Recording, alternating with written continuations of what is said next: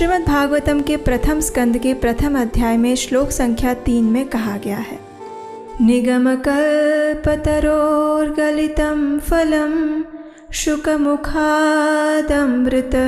द्रवसंयुतं पिबत भागवतं रसमालयं मुहुरहो रसिका भुवि भावुकः। अर्थात हे विद्वान जनों, वैदिक साहित्य रूपी कल्प वृक्ष के इस परिपक्व फल श्रीमद् भागवतम को जरा चखो तो सही। ये श्री सुखदेव गोस्वामी के मुख से निकला है, अतएव ये और भी रुचिकर हो गया है। यद्यपि इसका अमृत रस मुक्त जीवों सहित समस्त जनों के लिए पहले से ही आस्वाद्य था। तो चलिए श्रीमद् भागवतम नामक इस महान ग्रंथ को प्रणाम करते हुए आज हम सुनते हैं प्रथम भाग की कथा। सूर्योदय का समय था। वेदों के रचयिता श्री व्यास देव सरस्वती नदी में स्नान करके बद्रिकाश्रम के निकट शम्याप्रास में स्थित अपने आश्रम में ध्यान अवस्था में बैठे थे। त्रिकालज्ञ होने के कारण वे आने वाले कलयुग के दुष्प्रभाव को स्पष्ट रूप से देख पा रहे थे। आने वाले समय में मानव समाज के लिए कल्याणकारी और उपयोगी सभी वेद और पुराणों का वर्गीकरण और रचना करने के बाद भी उन्हें अपने मन में कुछ अधूरेपन का अनुभव हो रहा था। इस पर विचार कर ही रहे थे कि उतने में उनके गुरु और भगवान के शुद्ध भक्त नारद मुनि उस स्थान पर आ गए। उन्होंने अपने पूज्य गुरुदेव का यथोचित अतिथि सत्कार किया, उन्हें प्रणाम किया और उन्हें आसन प्रदान किया। नारद मुनि अपने शिष्य की मनोदशा को समझ चुके थे। उन्होंने व्यास देव से कहा, हे पराशर नंदन, निसंदेह तुम आत्म साक्षात्कार के स्तर को प्राप्त कर चुके हो। तुमने वैदिक सिद्धांतों का यथोचित विवरण प्रतीत किया है। क्या तुम उससे संतुष्ट नहीं हो? तुम्हारे मन में यह निराशा कैसी? अपने गुरुदेव के इन वात्सल्यपूर्ण वचनों को सुनकर श्री व्यास देव ने कहा, हे गुरुवर, आपने सत्य कहा। इतनी महान उपलब्धियों को प्राप्त करने के बाद भी मैं असंतुष्ट हूँ। आप तो असीमित ज्ञान के भंडार हैं। कृपया मेरी इस निराशा का कारण स्पष्ट करें प्रभु। इसके उत्तर में नारद मुनि ने कहा, हे वत्स, ऐसा कोई भी ज्ञान और सिद्धांत जो परम भगवान को संतुष्ट नहीं करता उसे अर्थहीन माना जाता है। तुमने अपने ग्रंथों में धर्म, अर्थ, काम और मोक्ष को तो प्रस्तुत कर दिया है, लेकिन तुमने पूर्ण पुरुषोत्तम परम भगवान की कीर्ति तथा उनकी अद्भुत दिव्य लीलाओं का वर्णन नहीं किया। जो ज्ञान भगवान के साकार पहलू को निर्दिष्ट नहीं करता वह आत्मा को पूर्ण संतुष्टि कैसे प्रदान कर सकता है? इसलिए तुम परम भगवान की दिव्य लीलाओं पर मनन करके एक ऐसे अनोखे ग्रंथ का निर्माण करो जिसे सुनने मात्र से लोग भव बंधन से मुक्त हो सके। अब मैं तुम्हें अपने पूर्व जन्म का वो रहस्य बताता हूँ जो शुद्ध भक्तों और साधु संघ की महिमा का गान करता है। इतना कहकर नारद मुनि ने अपने पूर्व जन्म की कथा कहना प्रारंभ किया। ये प्रसंग ब्रह्मा जी के पिछले दिन में घटित हुआ था। एक साधारण सी दासी के घर में एक दिव्य बालक का जन्म हुआ। वो बालक असाधारण तेज से युक्त था। उसकी माता ब्राह्मणों के गुरुकुल में दासी का कार्य करती थी। अब एक समय यूं हुआ कि कुछ महान वैष्णव साधु चातुर्मास का समय व्यतीत करने के लिए उस गुरुकुल में आ गए। परिणाम स्वरूप उस बालक को और उसकी माता को इन भक्ति वेदांती साधु पुरुषों की सेवा करने का अवसर मिला। ये साधु भी समदृष्टि युक्त थे, इसलिए उन्होंने इस नन्हे से बालक पर विशेष अनुकंपा दिखाई। हालांकि वह बालक छोटा था, लेकिन फिर भी वह आत्म संयमी था। ना तो वह आवश्यकता से अधिक बातें करता और ना ही अन्य बच्चों के साथ खेलने कूदने में उसकी कोई रुचि थी। अब एक दिन क्या हुआ कि उन साधु पुरुषों की अनुमति लेकर उस बालक ने उनके भोजन का उच्छिष्ट प्रसाद खा लिया। अब ऐसा करने से उस बालक के समस्त पाप नष्ट हो गए और उन साधु पुरुषों की सेवा करने के कारण उस बालक के हृदय में भगवत भक्ति के प्रति आकर्षण जागृत हुआ।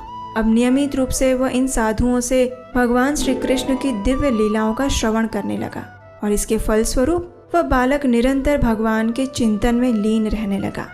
जब चातुर्मास पूरा हुआ तो उन भक्ति वेदांती साधुओं का जाने का समय आ गया, लेकिन जाने से पहले उन्होंने उस बालक को परम भगवान से संबंधित गोपनीय ज्ञान प्रदान किया और इस प्रकार उस 5 वर्ष के बालक ने भक्तिमय सेवा का ज्ञान प्राप्त कर लिया।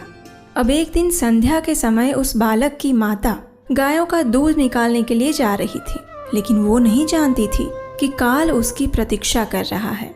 अचानक कहीं से एक जहरीला सांप आया और उस स्त्री को उसने डस लिया और पीछे रह गया निसहाय और लाचार उसका बालक, सिर्फ 5 साल की आयु का। लेकिन ये कोई साधारण बालक थोड़ी न था। वो बालक अब आत्मज्ञानी बन चुका था, इसलिए उसने इसे परम भगवान की इच्छा के रूप में ही स्वीकार किया। अपनी माता का अंतिम संस्कार संपन्न करके उसी क्षण उस बालक ने घर को त्याग दिया और उत्तर दिशा की ओर चल पड़ा। मार्ग में अनेक नदियां, तालाब, पहाड़, नगर, शहरों, खेत खलिहानों को पार करता हुआ वो बालक एक जंगल में जा पहुंचा।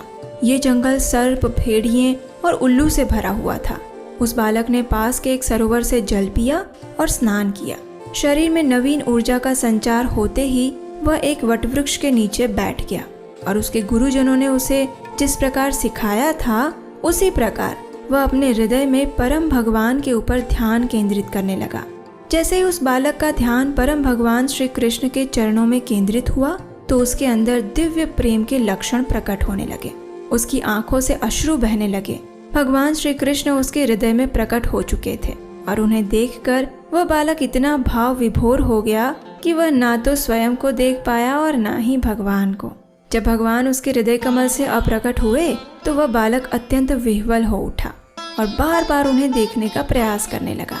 उसके ऐसे प्रयासों को देखकर एक दिव्य आकाशवाणी हुई और वो भगवान की वाणी थी। भगवान ने कहा, हे बालक, मुझे दुख है कि अब इस जन्म में तुम मेरा दर्शन दोबारा प्राप्त नहीं कर पाओगे। कोई भी मनुष्य भौतिक कल्मशों से संपूर्ण मुक्त हुए बिना मुझे प्राप्त नहीं कर सकता, लेकिन मैं तुम्हें आश्वस्त करता हूँ कि तुम्हारी भक्ति में कोई बाधा नहीं आएगी। इस शरीर का त्याग करने के बाद भी तुम्हारी स्मरण शक्ति यथावत बनी रहेगी और इस भौतिक संसार को त्यागने के बाद तुम मेरे पास आध्यात्मिक जगत में आओगे। भगवान की इस दिव्य वाणी को सुनकर उस बालक ने कृतज्ञता का अनुभव किया। विनम्र और द्वेष रहित होकर परम भगवान के पवित्र नामों का जप और कीर्तन करते हुए वह संपूर्ण पृथ्वी में आजीवन भ्रमण करता रहा और अंत में जब उसकी मृत्यु हुई तो उसे एक आध्यात्मिक दिव्य शरीर प्राप्त हुआ, ऐसा शरीर जो भगवान के पार्षदों के लिए होता है। जब ब्रह्मा जी का दिन समाप्त हुआ तो भगवान नारायण प्रलय जल में लेट गए। संपूर्ण भौतिक जगत प्रलय में समाविष्ट हो रहा था। उस समय ब्रह्मा जी तथा भौतिक तत्वों के साथ साथ ये बालक भी भगवान के श्वास के द्वारा उनके शरीर में प्रविष्ट हो गया। जब ब्रह्मा जी की रात्रि पूरी हुई और दिन का प्रारंभ हुआ तो यही बालक फिर एक बार ब्रह्मा जी के पुत्र के रूप में प्रकट हुआ और फिर वे कहलाए नारद मुनि। और बस उसी समय से नारद मुनि भगवान श्री कृष्ण द्वारा उन्हें दी गई वीणा पर भगवान की लीलाओं और गुणों का गायन करते हुए भौतिक और आध्यात्मिक जगत में विचरण करते रहते हैं। भगवान की शुद्ध प्रेमा भक्ति का उपदेश देकर वे कई जीवों का उद्धार भी करते हैं। तो ये थी नारद मुनि के जन्म की कथा। लेकिन क्या आप जानते हैं जिन्होंने स्वयं इस सृष्टि की रचना की और जो नारद मुनि के भी पिता है, वैसे ब्रह्मा जी का जन्म कैसे हुआ था? तो वो हम आपको बताएंगे इस श्रीमद् भागवतम कथा श्रृंखला की अगली कड़ी में।